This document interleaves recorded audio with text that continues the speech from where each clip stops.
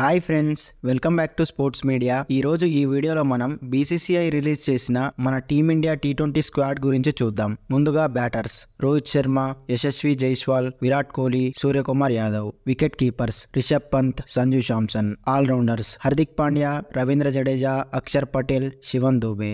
Bowlers Jasprit Bumrah, Mohammed Siraj, Kuldeep Yadav, Yuzvendra Chahal, Harshdeep Singh. ఇది మన T20 world cup squad. అయితే ఈ 15 మంది ప్లేయర్స్ తో పాటు ఇంకో 4 ప్లేయర్స్ బ్యాకప్ గా ఉంటారు. వాళ్ళెవరంటే శుభ్మన్ గిల్, రింకు సింగ్, ఖలీల్ అహ్మద్ అండ్ ఆవేష్ ఖాన్. సో ఇది ఫ్రెండ్స్ మన టీమిండియా టోటల్ స్క్వాడ్. అయితే ఇందులో బిగ్గెస్ట్ షాకింగ్ విషయం ఏంటంటే Rinku Singh first 15 member squad లో లేకపోవడం. అఫ్ కోర్స్ అతను ఐపీఎల్ లో పెద్దగా పర్ఫామ్ చేయలేదు, బట్ అతను మన టీమిండియా చివరగా బంగ్లాదేశ్ తో ఆడిన టీ20 మ్యాచ్ లో చాలా అద్భుతంగా బ్యాటింగ్ చేశాడు. రోహిత్ తో కలిసి ఒక పెద్ద పార్ట్నర్షిప్ ఏర్పరిచాడు. అండ్ రింకు సింగ్ మంచి పొటెన్షియల్ ఉన్న ప్లేయర్. చివర్లో వచ్చి ఫినిషింగ్ చేయగలడు.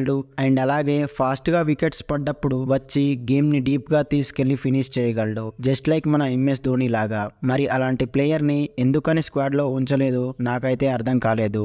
అండ్ ఇక ఇంకొక షాక్ ఏంటంటే కేఎల్ రాహుల్ ఈ 19 మెంబర్ స్క్వాడ్ లో లేడు. దీనికి కారణం అయితే అతను ఓపెనర్ కావడమే. ఇప్పుడు మన టీంలో ఓపెనింగ్ కాంబినేషన్ సెట్ అయింది. రోహిత్ మరియు జైస్వాల్ ఓపెన్ చేస్తారు. సో మనకు మిడిల్ ఆర్డర్ లో ఆడే వికెట్ కీపర్ బ్యాట్స్మెన్ కావాలి. అందుకే రాహుల్ ని ఈ స్క్వాడ్ లో సెలెక్ట్ చేయలేదు. ఇక నెక్స్ట్ వైస్ కెప్టెన్ విషయంలో కూడా మన వాళ్ళు కాస్త ఆలోచించాల్సింది. ఎందుకంటే టీ20 స్క్వాడ్ ని అనౌన్స్ చేసిన ఏ కంట్రీ కూడా వైస్ కెప్టెన్ ని అనౌన్స్ చేయలేదు. మరి మన వాళ్ళకు ఆ అవసరం ఏముంది అనేది నా డౌట్. మీరు అనొచ్చు, ఏమైంది బ్రో ఇప్పుడు టీ20 వైస్ కెప్టెన్ ని సెలెక్ట్ చేస్తే అని. దీనికి సమాధానం చెప్తా చూడండి. మన టీంలో హార్దిక్ పాండ్యా అండ్ శివన్ దుబే ఇద్దరు ఫేస్ బౌలింగ్ ఆల్రౌండర్స్ ఉన్నారు. అందులో ఒకడైన హార్దిక్ ను వైస్ కెప్టెన్ గా నియమిస్తే అతన్ని ఖచ్చితంగా ప్లేయింగ్ 11 లో ఉంచాలి. అప్పుడు శివన్ దుబే బెంచ్ మీదే కూర్చోవలసి వస్తుంది. అదే వైస్ కెప్టెన్ గా హార్దిక్ లేకపోతే ఇద్దరికి ఈక్వల్ ఛాన్సెస్ వస్తాయన్నది నా ఒపీనియన్. మరి మీ ఒపీనియన్ ఏంటో కింద కామెంట్ చేయండి. ఇక మన సెలెక్టర్స్ చేసిన బెస్ట్ థింగ్ ఏంటంటే సంజు శాంసన్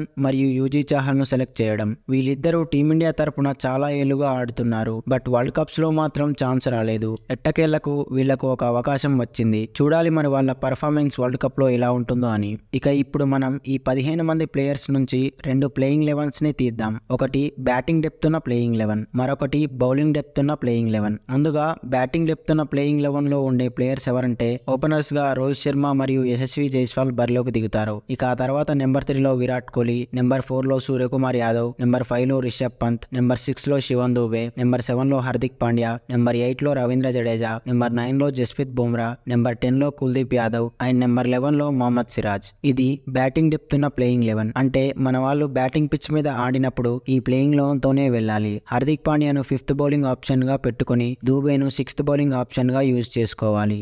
ఇక మన వాళ్ళ బౌలింగ్ డెప్త్ ఉన్న ప్లేయింగ్ 11 ఎలా ఉంటుందో ఇప్పుడు చూద్దాం. ఓపెనర్స్ గా రోహిత్ శర్మ మరియు యశస్వి జైస్వాల్ బరిలోకి దిగుతారు. ఇక ఆ తర్వాత నెంబర్ 3 లో విరాట్ కోహ్లీ, నెంబర్ 4 లో సూర్యకుమార్ యాదవ్, నెంబర్ 5 లో రిషబ్ పంత్, నెంబర్ 6 లో హార్దిక్ పాండ్యా ఆర్ శివన్ దుబే, నెంబర్ 7 లో రవీంద్ర జడేజా, నెంబర్ 8 లో జస్ప్రీత్ బుమ్రా, నెంబర్ 9 లో మొహమ్మద్ సిరాజ్, నెంబర్ 10 లో కుల్దీప్ యాదవ్, నెంబర్ 11 లో హర్షదీప్ సింగ్. ఈ ప్లేయింగ్ 11 లో మనకు 6th బౌలింగ్ ఆప్షన్ గా హార్దిక్ పాండ్యా లేదా శివన్ దుబే ఉంటారు. దీని వల్ల మనకు బౌలింగ్ డెప్త్ పెరుగుతుంది. ఒకవేళ పిచ్ బౌలింగ్ కు అనుకూలించి మన వాళ్ళు ఒక ఎక్స్ట్రా బౌలర్ని ఆడించాలనుకుంటే ఈ ప్లేయింగ్ 11 తోనే వెళ్ళాలి. సో ఇది గైస్ నేను అనుకున్న ఇండియాస్ బెస్ట్ ప్లేయింగ్ 11. మరి మీరు మీ ప్లేయింగ్ 11 ఎలా ఉండాలనుకుంటున్నారో కింద కామెంట్ చేయండి.